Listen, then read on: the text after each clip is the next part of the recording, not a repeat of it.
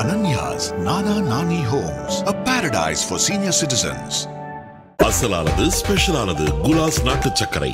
ஹாலிடேஸ்னாலே அது நம்ம GT ஹாலிடேஸ் தான். South India's #1 travel brand.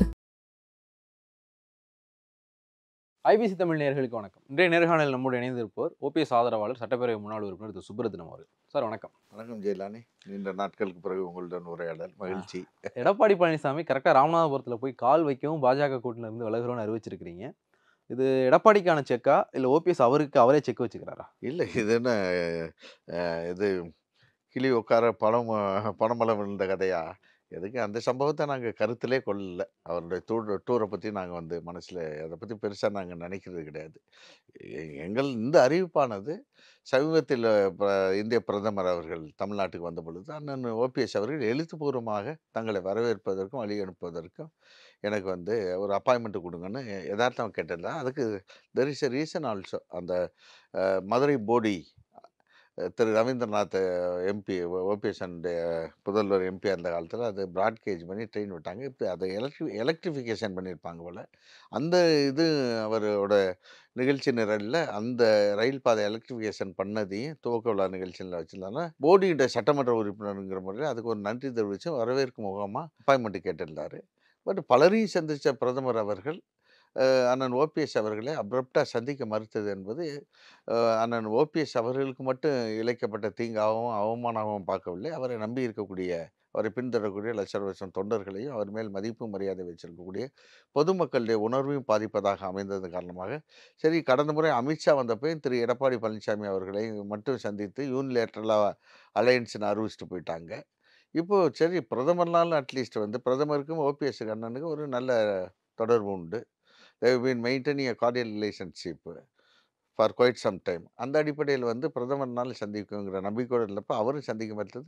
சரி, நம்மளை வேணான்னு முடிவு பண்ணிட்டாங்க. இன்னும் சுயமரியாதை இழந்து அப்படி இருக்க வேண்டிய அவசியம் இல்லை என்ற அடிப்படையில் நேற்றைய தினம் நாங்கள் தீர ஆராய்ந்து இஷ்யூஸ் வேறு டிஸ்கஸ் த்ரெட் பார் எல்லா வகையிலே சாதக பாதங்களை ஆராய்ந்து இனிமேல் மரியாதை இல்லாத இடத்தில் இருக்க வேண்டாம் என்று முடிவு செய்து நாங்கள் ஒரு அரசியல் முடிவு எடுத்திருக்கிறோம். என்டிஏ கூட்டணியிலிருந்து வெளியேறுவது. ஸ்டில் நீங்கள் பேசுறதெல்லாம் பார்க்கும்போது அவங்க எங்களை ஏமாத்திட்டாங்க, அவங்களுக்கு டிச் பண்ணிட்டாங்கன்ற மாதிரியான ஒரு டோன். இல்லை, ஏமாத்துறங்க கடைசி நேரம் வரைக்கும் அங்கே போய் வாசல் நிற்க தானே செஞ்சீங்க. இல்லைங்க, ஏமாற்ற நாங்கள் கடைசி நேரம் வரல அப்படின்னு இல்லை. நாங்கள் உச்சகட்டமாக அண்ணன் ஓபிஎஸ் திரு பிரதமர் அவர்கள் நம்மிடம் ஒரு தனிப்பட்ட ஒரு இது தொடர்பு மதிப்பு மரியாதை வைத்திருக்கிறார். அவர் தலைமையிலான கூட்டணி தான். எனவே அவரின் மேல் நம்பிக்கை வைத்து அந்த கூட்டணியில் தொடர்வதாக இருந்தது. ஓபிஎஸ்னோட பாலிசி நீங்கள் தெரியாதுல்ல Jayalani. He believes in the phrase slow and steady wins the race. அவர் அந்த நிதானித்து செயல்படக்கூடியவர். எனவே நிதானத்திற்கும் ஒரு அளவு உண்டு என்ற அடிப்படையில் அவர் நம்பியிருந்த அந்த தலைவரை மதித்து இருந்த தலைவரை நம்மளை மதிக்காத ஒரு சூழலில் நாம் இருக்க வேண்டிய நம்முடைய சுயமரியாதை தான் முக்கியம் என்ற அடிப்படையில் தான் இந்த முடிவு எடுக்கப்பட்டது. எனவே நாங்கள் யாரும் வீட்டு வாசலையும் போய் தட்டிக்கிட்டு இருக்கலங்க. அம்மாவின் மறைவுக்கு பிறகு என்டிஏ கூட்டணி உருவாச்சு. அந்த கூட்டணியில் தொடர்ந்தான் அவர் நம்பிக்கை வைத்து அண்ணன் ஓபிஎஸ் அவர்களை நாடாளுமன்ற தொகுதி வேட்பாளர்லாம் அறிவித்தார். அவர் தேர்தல் போட்டியிட்டார். நாடாளுமன்ற தேர்தல் அப்போ திரு இபிஎஸ் அவர்கள் அப்ரப்டாக அலையன்ஸில் இருந்து உங்களோட இருக்க வரல மைனாரிட்டி ஓட்டு கிடைக்கான்னு சொல்லி வெளியேறினார். இன்றைக்கு அவரை கூப்பிட்டு அவருக்கு மரியாதை கொடுக்கட்டும், என்ன வேணாலும் உபசரணைகள் பண்ணிட்டு, ஆனால் எங்களை அவமரியாதை செய்த நிகழ்வு என்பது பிரதமரே அதற்கு ஒரு காரணகர்த்தாக அமைந்து விட்ட நிலையில் நாங்கள் சுயமரியாதையை காப்பாற்றுவதற்காக எடுத்த ஒரு சரியான முடிவு, மக்களுடைய எதிர்பார்ப்பை பூர்த்தி செய்யக்கூடிய ஒரு முடிவு. 2024 மக்களவை தேர்தலுக்கு முன்னாடி 2023 ஜூலைல டெல்லியில என்டிஏவினுடைய கூட்டம் ஒன்று நடந்தது. ஆமா, அதுக்கு உங்களை கூப்பிடல. ஆமா, எஸ். எடப்பாடி பழனிசாமியை தான் கூப்பிட்டு பிரதமர் மோடி ஒரு பக்கத்துல உட்கார வச்சு. ஆமா, எடப்பாடி பழனிசாமி இந்த கூட்டணியை விட்டு வெளியில போனதுனால ஒரு சப்ஸ்டியூட்டா தான் நீங்க அந்த கூட்டணிக்குள்ள இருந்தீங்க. ஸோ இப்போ மெயின் பிளேயரே வந்ததுக்கு அப்புறம் சப்ஸ்டியூட் எதுக்குன்ற ஒரு முடிவு அவங்க முடிவு எடுத்துட்டாங்க. நீங்க இவ்வளவு நாள் அதை உணராம இருந்ததுக்கு பாஜக எப்படி காரணமாகும்? இல்லை அப்படி இல்லைங்க. அவர் திரு எடப்பாடி பழனிசாமி அவர்கள் எதிர்கட்சி தலைவருங்கிற முறையில் அதிமுக அன்னைக்கு ப்ராக்டிக்கல் பார்த்தா of course there is a legal fight going on இந்த கோர்ட் ஆஃப் லா. ஆனால் கட்சியும் மற்ற அமைப்பு ரீதியாக அவர் ஸ்ட்ராங்காக இருக்கனால, எனவே அவரை அவருக்கு உரிய மரியாதை கொடுப்பதாக எண்ணி அந்த இடத்தை அவர்கள் கொடுத்தார்கள். ஆனால் அதே நேரத்தில் ஓபிஎஸ் அந்த கூட்டத்திற்கு இன்னும் இருக்கக்கூடிய கட்சி திரு ஜி.கே. வாசன் அவர்களையோ, திரு ஏ.கே. சர்மா அவர்களையோ அல்லது அண்ணன் ஜான் பாண்டியன் போன்றவர்கள் அழைக்கவில்லை. எனவே வந்து ஸ்மால் பிளேயர்ஸுங்கிற அடிப்படையில் ஓபிஎஸ் ஒரு ஸ்மால் பிளேயர் தான். இல்லை அப்படின்னு எண்ணி இருக்கலாம். அவர்கள் வந்து ஓகே அதெல்லாம் வந்து these are the issues that can be sorted out at the time of the forging அலையன்ஸ்ன்னு கூட நினச்சிருக்கலாம். நம்ம ஃபுல் ஃப்ளெஜ்டாக அலையன்ஸ் டாக்ஸ் வர்றப்போ நம்ம பண்ணியிருக்கலான்ட்டு. ஆனால் நீங்கள் சரியான பாயிண்ட் சொன்னீங்க.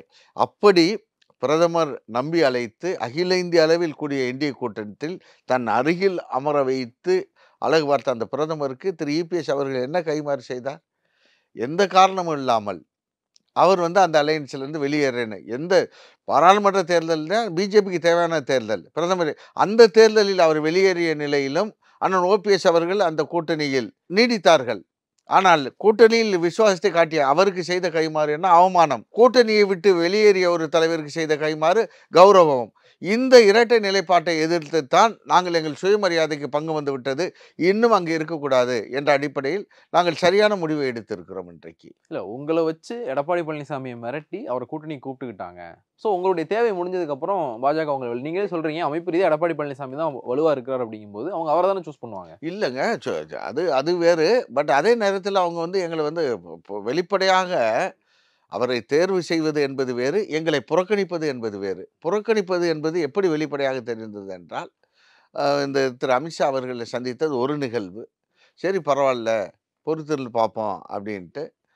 பிரதமர் வந்த பொழுது எழுதி கேட்ட நாங்கள் இது வந்து let us take it as a last chance அப்படின்ட்டு. அவரும் மதிக்காத நிலையில், எங்கள் புறக்கணித்த நிலையில், சரி இனியும் அங்கே காத்திருப்பது நம்ம அது வந்து நாமே அவமானத்தை விலை கொடுத்து வாங்குவதற்கு சமமாக இருக்கும் என்ற அடிப்படையில் நாங்கள் வெளியேறி இருக்கிறோம். நீங்கள் சொல்கிறது ஓபிஎஸ்னுடைய ஆதரவாளர்கள் வெளியில் பேசுகிறது எல்லாம் பார்க்கும்போது ஏதோ ஒரு இடத்துல நீங்கள் பாஜகவை நம்பி இருக்கிறீங்க, திருப்பி வந்து நம்மளை அதிமுகவுக்குள்ளே அவங்க கொண்டு போயிடுவாங்க அப்படின்னு. கடந்த காலங்களில் நம்ம பேசும்போது கூட இதை சொல்லவும் செஞ்சுருக்கிறீங்க. மோடியே வந்து அதிமுக ஓபிஎஸ் கையில் கொடுப்பார்கள், எங்களை வந்து அதிமுகவுக்குள்ளே கொண்டு போவார் அப்படிங்கிற விஷயத்த ஓபிஎஸ்னுடைய ஆதரவாளர் ஒருத்தர் வந்து பப்ளிக் மீட்டிங்லேயே பேசுகிறாரு.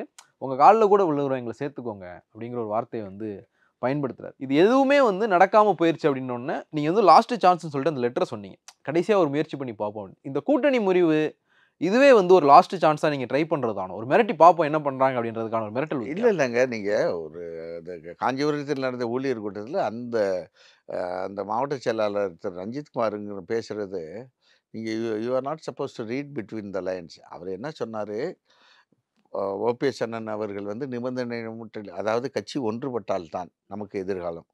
கட்சி பலகூறாக இருக்கிறதுனால நம்முடைய வாக்கு சதவீதம் குறைந்து வந்து விட்டது. எனவே நாம் வந்து ஒன்று சேர்ந்தால்தான் பலமான திமுகவை வெல்ல முடியும். எனவே வந்து நிபந்தனையற்ற முறையில் நாங்கள் இணைய தயார் என்று சொல்லிவிட்டோம். என்ன நம்ம கட்சியின் நலன் கருதி நான் அவர் திரு ரஞ்சித் உங்கள் காலில் கூட விழுந்து கேட்குறேன், தயவுசெய்து இந்த நீங்கள் யதார்த்தத்தை புரிஞ்சுக்கங்க, புரிஞ்சு ஒன்று சேர்றதுக்கான வழிவகை காண்போம், இல்லாட்டி திமுக தான் ஆட்சிக்கு வருங்கிற அந்த இது, அதாவது கட்சி சேர வேண்டும், ஒன்று சேர வேண்டும் என்பதை வலியுறுத்துவதற்காக அவர் பயன்படுத்திய ஒரு பதம் தானே தவிர இது வந்து ஓபிஎஸ் அவர்கள் விடுத்த வேண்டுகோளாக ஓபிஎஸ் சொன்னதான் இல்லை, எங்கள் அமைப்பு விடுத்த வேண்டுகோளாக ஒரு தனிநபர் தன்னுடைய உணர்வை, ஒரு தொண்டன், இந்த இயக்கத்தின் மேல் பற்று கொண்ட ஒரு தொண்டன் கொடுத்த ஒரு இதான வேண்டுகோளாகத்தான் அதை பார்க்க வேண்டுமே தவிர அதை வந்து நம்ம வந்து வேறு கோணத்தில் பார்க்க வேண்டிய அவசியம் இல்லை.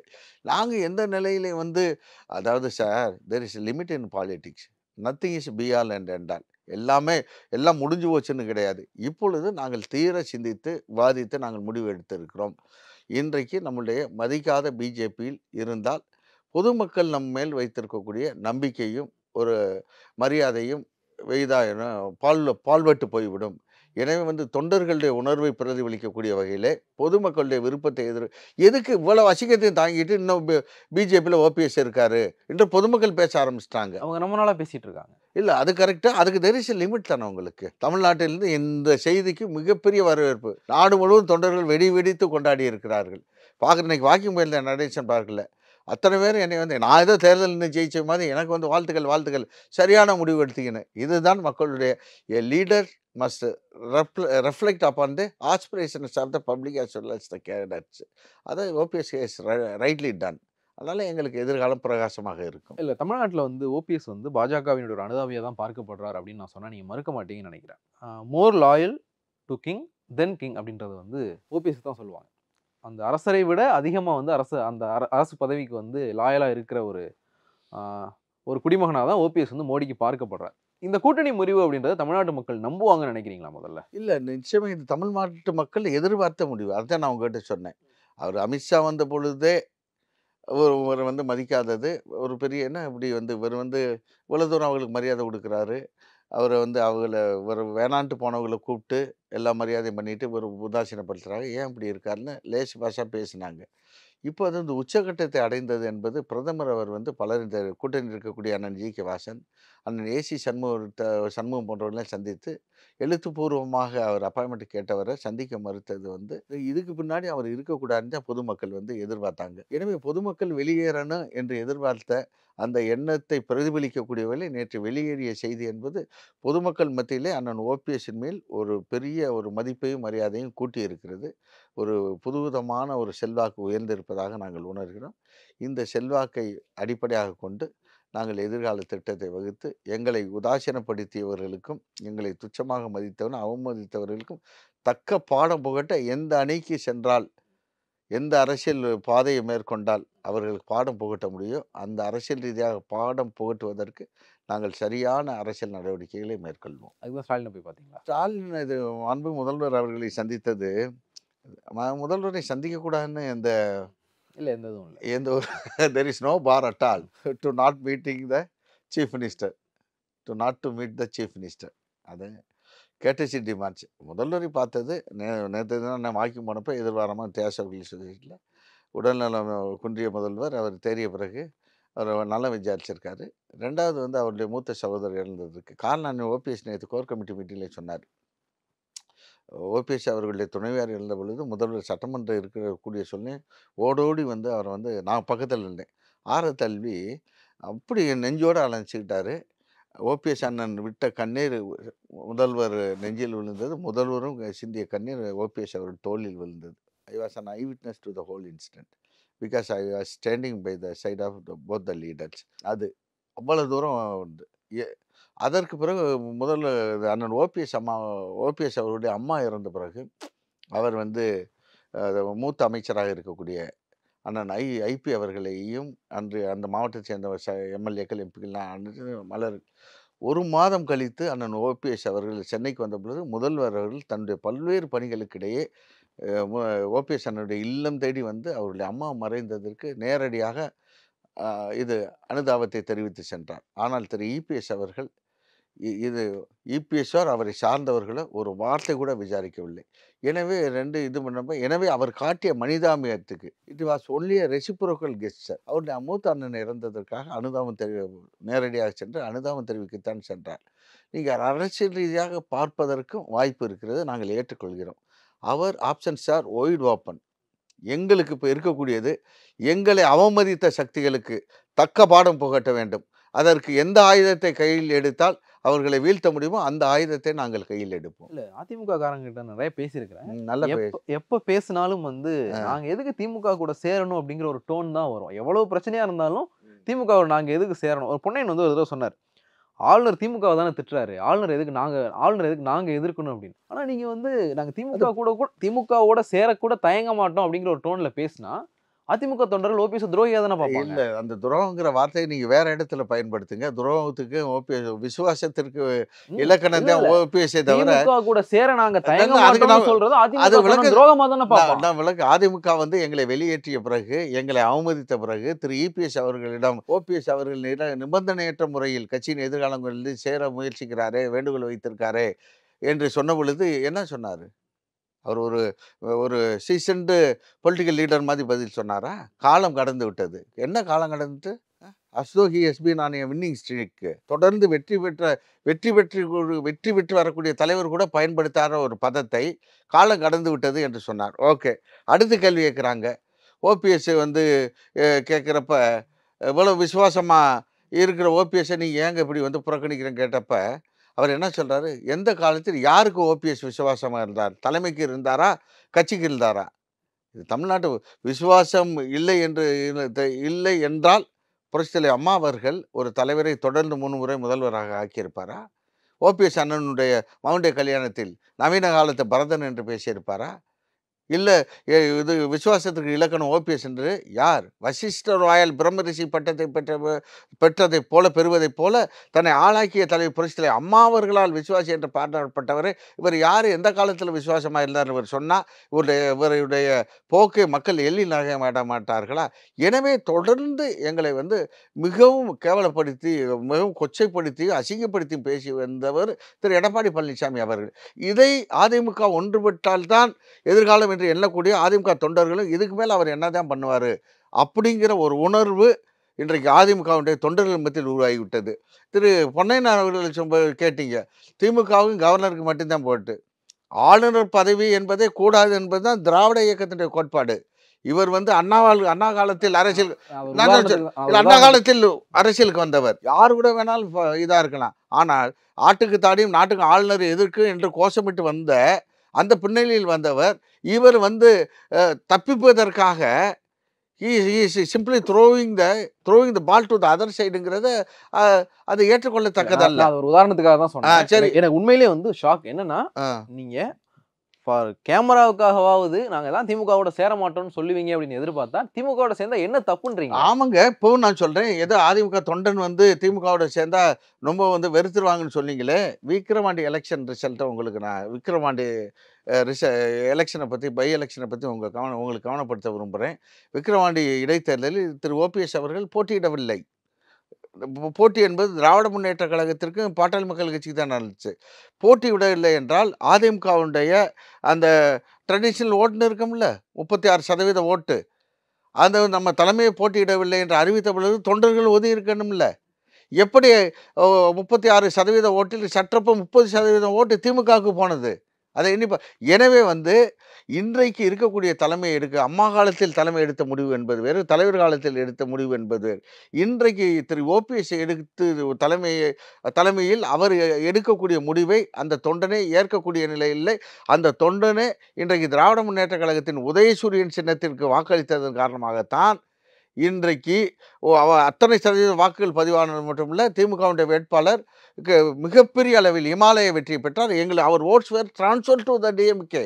அவர் cadres had voted for DMK simple Udhayasuriyan. எனவே வந்து அந்த காலம் அதெல்லாம் சார், இன்றைக்கு கள நிலவரம், இன்றைக்கு இருக்கக்கூடிய சூழலை ஒத்துத்தான் நாங்கள் அரசியல் செய்ய முடியுமே தவிர, அந்த சூழல் என்பது திராவிட முன்னேற்ற கழகத்தை கண்மூடித்தனமாக எதிர்க்கக்கூடிய காலகட்டம் என்பது மாறிவிட்டது. இன்றைக்கு நிலவக்கூடிய யதார்த்தத்தின்படி இன்றைக்கு நாங்கள் எடுக்கக்கூடிய முடிவை தொண்டர்கள் ஏற்றுக்கொள்வார்கள். எனவே பண்ருட்டியார் அவர்கள் சொன்னதை போல வீழ்த்துவதற்கல்ல வாழ்த்துவதற்கு என்று சொன்னதை போல நாங்கள் வந்து நிச்சயமாக திராவிட இயக்கத்தினுடைய தாய் வீடாக இருக்கக்கூடிய திமுகவுடன் கரம் கோர்ப்பதில் எங்களை அதை அவமானப்படுத்திய சக்திகளுக்கு பாடம் புகட்ட எங்களுடைய தாய் வீட்டில் பிரிந்த சகோதரர்கள் கைகொடுப்பதிலும் ஒருவரை பாசத்தையும் நேசத்தையும் பரிமாறிக்கொள்வதிலும் எந்த தவறும் இல்லை என்பதுதான் என்னுடைய எண்ணம். 20 வருஷமா தமிழ்நாடு அரசியலை பார்த்துக்கிட்டு இருக்கேன். ஒரு அதிமுகவை சேர்ந்த ஒருத்தர் அதிமுக கரவேட்டியை கட்டிக்கிட்டு இதை பேசுனது வந்து நான் இது வரைக்கும் பார்த்ததே இல்லை. உண்மையிலே எனக்கு இது ஒரு பெரிய ஷாக். ஆக்சுவலாக நீங்கள் வந்து இது அதிர்ச்சி அடையவே தேவையில்லை. இன்றைக்கு களம் என்பது மாறி இருக்குது, நிலவரம் என்பது மாறி இருக்கிறது. உங்களுக்கு இன்னும் ஒரே ஒரு செய்தியை நான் நினைவுபடுத்தப்படுறேன். புரட்சித் தலைவர் எம்ஜிஆருக்கு மகனை போல் பாவிக்கப்பட்டவர் அண்ணன் திருநாவுக்கரசு அவர்கள். அவர் என்னைக்காச்சும் திராவிட முன்னேற்ற கழகத்தின் கூட்டணியில் போய் அலைன்ஸில் போவார்னு யாராச்சும் எதிர்பார்த்துருப்பாங்களா? அன்றைக்கு சூழல் தான். Only the situation pushed him to a situation wherein he had to enter into an alliance with the DMK. அதை போல அன்றைக்கு யாராவது அண்ணன் KKSR திமுகவுக்கு போவார்னு என்றால் அண்ணன் முத்துசாமி திமுகவுக்கு போவார்னு எதிர்பார். எனவே அரசியலில் சில சூழ்நிலைகள் தான் தலைவர்களுடைய முடிவை தீர்மானிக்கிறது. அந்த அடிப்படையில் வந்து நாங்கள் வந்து we are not drifting from our ideology. எங்கள் கொள்கையிலிருந்து வேறுபட்டு சென்றால்தான் தவறு. எங்களுக்கு கொள்கை ரீதியாக உடன்படக்கூடிய திராவிட முன்னேற்ற கழகத்தில் சூழ்நிலை when the situation warrants, there is nothing wrong in forging an alliance with the DMK. அப்படி ஒரு சூழல் 2022 ஜூன் மாதம் வந்து அதிமுகக்குள்ள பிரச்சனை தொடங்குது. அப்போ இருந்து எடப்பாடி பழனிசாமி தரப்பினர் சொன்னது ஓபிஎஸ்க்கு பின்னாடி திமுக இருக்கு. நீங்கள் தலைமை கழகத்தில் அந்த பிரச்சனை நடந்தப்பவும் சரி, தலைமை கழகத்துக்கு சீல் வச்சப்பவும் சரி, எல்லா விஷயத்திலையும் எடப்பாடி பழனிசாமி தரப்பு சொன்னது ஓபிஎஸ்க்கு பின்னாடி திமுக இருக்குது, திமுகவினுடைய தூண்டுதலின் பேரில் தான் அவர் இதெல்லாம் பண்ணிகிட்டு இருக்காரு அப்படின்னு. இப்போ நீங்க சொல்றதெல்லாம் வந்து அவங்களுடைய வாதத்துக்கு வலு சேர்க்க தானே செய்யும். இப்போ சமீபத்துல அதிமுகவுடைய மாநிலங்களவை உறுப்பினர் இன்பதுரை வந்து ஒரு இடத்துல பேசியிருக்கிறார். அவரு ட்விட்டர்லயுமே வந்து அத சொல்லியிருக்காரு. நாங்க முன்னாடியே சொன்னோம் இல்லையா? இவருடைய எல்லா செயல்பாடுக்கு பின்னாடியும் திமுக தான் இருக்கு அப்படின்னு. இப்ப அது நிரூபணமாயிருக்கு அப்படின்னு. நீங்க நிரூபிக்கிறீங்களே. இல்ல அது வந்து இல்லங்க. நீங்க வந்து மாண்பு முதல்வர் அவர்கள் நடந்து முடிந்த சட்டமன்ற தேர்தலில் 2021 சட்டமன்ற தேர்தலில் என்ன நான் ஆட்சி பொறுப்பு ஏற்று 30 நாட்களில் கொடநாட்டு கொலையாளிகளை கண்டுபிடிப்பேன். விசாரணை தீவிரப்படுத்தப்படும் என்று சொன்னாரே. என்ன? எனவே ஏன் அந்த விசாரணை தீவிரப்படுத்தப்படவில்லை? அதை தடுத்த சக்தி எது? என்ன? அதில் வந்து நேரடி குற்றவாளியாக பொதுமக்களால் பார்க்கப்பட வேண்டியவரை காப்பாற்றியது எந்த சக்தி? எந்த சக்தி? எனவே வந்து எந்த சக்தி சொல்லுங்க. இல்ல எந்த சக்தி? யாரு அதில் வந்து அன்றைக்கு கொடநாடு கொலை இல்லை. முதலமைச்சர் சொன்னதுல கொடநாடு நீங்க வந்து எடப்பாடி பழனிசாமி தான் சொல்றீங்கன்னு தெரியுது. எடப்பாடி பழனிசாமி இந்த இல்ல விசாரணை அவங்கள ஆணையத்துக்குள்ள மட்டும் கொண்டு வராம தடுத்த சக்தி எதுன்னு சொல்லுங்க. இல்ல அதுதான்.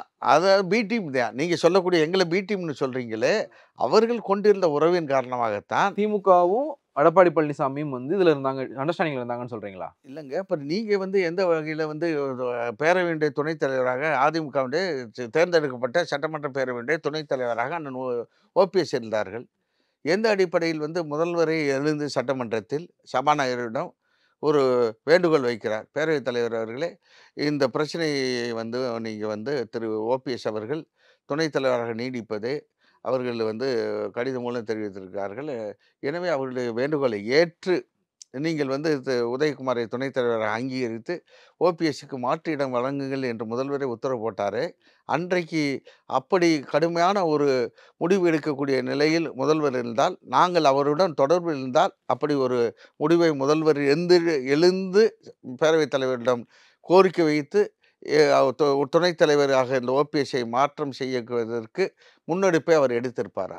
வாதப்படி இருந்தால் நாங்கள் எப்படி வென்று இன்னைக்கு இன்னும் சொல்லப்போனால் சட்டமன்ற பேரவையில் முன்னாள் அமைச்சர்களுக்கு கூட எதிர்க்கட்சி தலைவர் வரிசையில் இடம் கொடுக்கணும். ஒரு முன்னாள் முதலமைச்சர் எதிர்க்கட்சி தலைவர் திரு செல்வ பெருந்தகையில் அமர்ந்திருக்காங்கல்ல, அந்த வரிசையில் அவருக்கு இடம் ஒதுக்கப்பட்டிருக்க வேண்டும். ஆனால் இன்றைக்கு 4வது வரிசையில் இடம் ஒதுக்கப்பட்டது. அது எந்த அடிப்படையில்?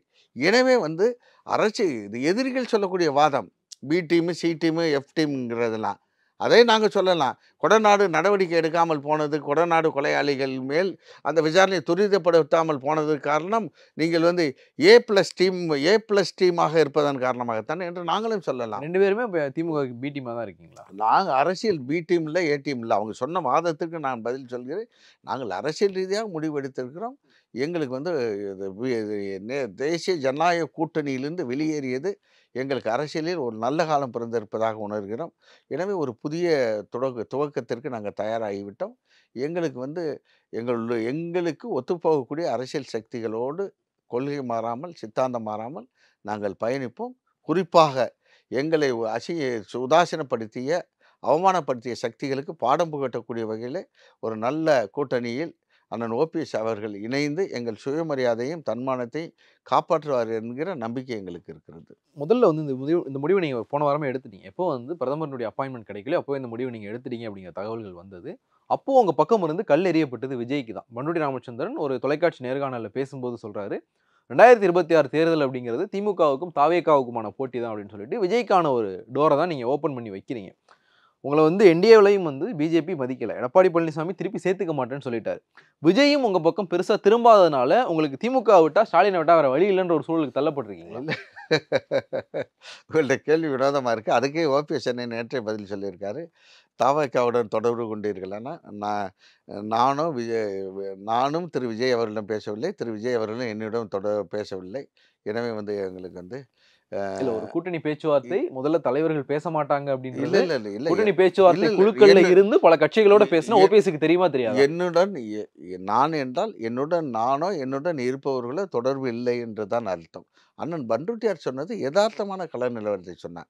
இன்றைக்கு இருக்க திரு எடப்பாடி பழனிசாமி அவர்கள் கட்சி இணைப்புக்கு தடையாக இருப்பதன் காரணமாக அவர் எதிர்பார்க்கிறபடி மக்கள் செல்வாக்கோ மற்றது மக்களுடைய ஆதரவோ வரும் சட்டமன்ற தேர்தலில் அவருக்கு கிடைக்கப் போவதில்லை. எனவே போட்டி என்பது என்பது இன்றைக்கு அதாவது ரொம்ப பலம் வாய்ந்த திராவிட முன்னேற்ற கழக தலைமையிலான வலுவான கூட்டணிக்கும் தாவேகா தலைமையிலான கூட்டணிக்குமாகத்தான் இருக்கும் என்பது யதார்த்தமான கருத்து. அதை எங்களை தாவேகாவில் எங்களை உட்படுத்தி கொண்டு அவர் அந்த வார்த்தையை பயன்படுத்தவில்லை.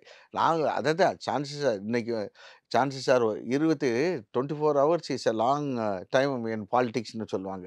அரசியலில் 24 மணி நேரம் என்பது அதிகப்படியான நேரம் என்று சொல்வார்கள்.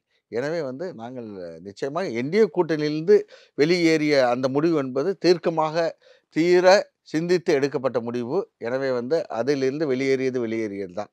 எனவே அடுத்து எதிர்காலத்தில் அரசியல் என்பது சூழலுக்கு ஏற்ப கூட்டணி அமைப்பும் நிச்சயமாக அது வெற்றி கூட்டணியாக அமையும். பார்க்கலாம் சார். உங்களுடைய உண்மையிலே ஒரு ஷாக்கிங்கான இன்டர்வியூ. ஓபிஎஸ் திமுக கூட சேரவும் தயங்க மாட்டார் அப்படின்ற மாதிரியான ஒரு அவுட்கம் கிடைச்ச ஒரு இன்டர்வியூவா இந்த இன்டர்வியூ நிச்சயமாக. அதுல அண்ணன் பண்ருட்டியாரே சொன்னாரு. பேரறிஞர் அண்ணா அவர்களால் சட்டமன்ற உறுப்பினராக உருவாக்கப்பட்ட அண்ணன் பண்ருட்டியார் அவர்களே திராவிட இயக்கத்தினுடைய மூத்த தலைவர்களில் இன்றைக்கு ஒருவராக அண்ணன் துரைமுருகன் இருக்கிறார். அதற்கு விஐடியுடைய வேந்தர் அண்ணன் ஜி விஸ்வநாதன் அவர்கள் இருக்கிறார். அந்த வரிசையில் இன்றைக்கு அவர்களுக்கெல்லாம் மூத்தவராக இருக்கக்கூடிய அண்ணன் பண்ருட்டியார் அவர்கள் எங்களது திமுகவை வீழ்த்துவது தான் உங்கள் நோக்கமா என்று கேட்ட கேள்விக்கு இல்லை, வீழ்த்த வேண்டியது நோக்கமாக இருக்க வேண்டிய அவசியம் இல்லை, வாழ்த்தலாமே என்று சொன்னது இட் இஸ் எ ப்ரீலூட். நாங்கள் அவர்களை வெறுக்க வேண்டிய அவசியம் இல்லை. After all we are all brethren. அதனால் வெறுக்க வேண்டிய அவசியம் இல்லை. எதிரிகளுக்கு பாடம் புகட்டுவது தான் எங்களுடைய நோக்கம். எனவே அந்த இலக்கை நோக்கி அடியெடுத்து வைப்போம், வெல்வோம். நன்றி சார். நினைவும் கருத்து மிக்க நன்றி. வணக்கம் ஜெயலலிதா. மற்றும் ஒரு நிகழ்ச்சி சந்திக்கலாம். நன்றி, வணக்கம். Ananya's Nana Nani Homes, a paradise for senior citizens. அசலானது ஸ்பெஷலானது குலாஸ் நாட்டு சர்க்கரை. Holidays nale adu namma GT Holidays da, South India's #1 travel brand.